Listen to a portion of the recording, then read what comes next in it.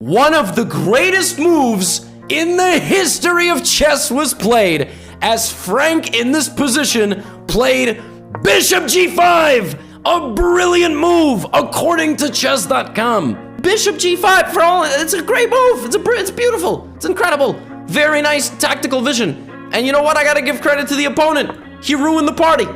He played the move F6. Played a brilliant move, induced more light squared weaknesses and targets the pawn on D6, and his opponent plays King E7, Rook to B8, Queen takes A7, G5. I don't like Bishop D2, it's a little bit too congested. I would rather go Bishop to G3, but okay, fine. Now, in this position, Frank finds his way out. This is really, really nice. He does find his way out. His opponent plays Queen to C7. Now, Frank, it's time for Frank to use his bishops and line up his rooks, okay? As I always say, when you're up material, you have to utilize it. But first, he saves his queen.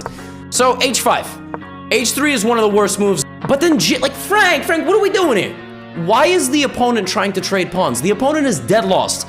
Now, Frank takes, now the opponent tries to sneak a pawn through. Now here I like what Frank does. I think this was an accidental good move. Frank plays G5.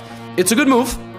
And the idea is clearly, to open up the king, right? The king is now wide open and the king cannot escape. So the king is going to stay in the center. Check is going to come in and you got to mate soon. All right, bring the rook, bring the bishop, bring the other bit. You got something.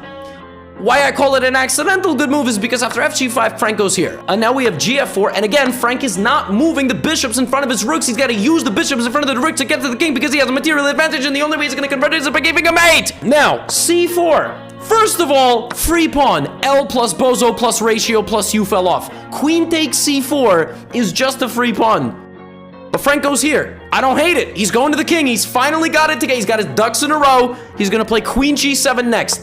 Pawn to H2 is a terrible move. Queen to G7, exactly as Frank planned, putting the king on the back rank.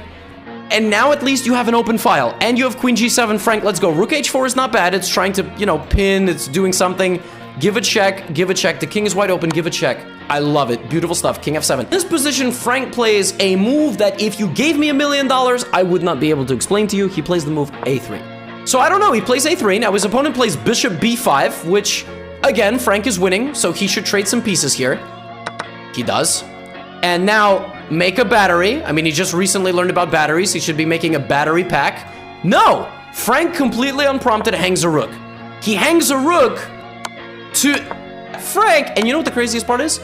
His opponent plays rook to H5, rook to G7 on the board, King E8. He takes, rook H takes D5, and now the rook hits the queen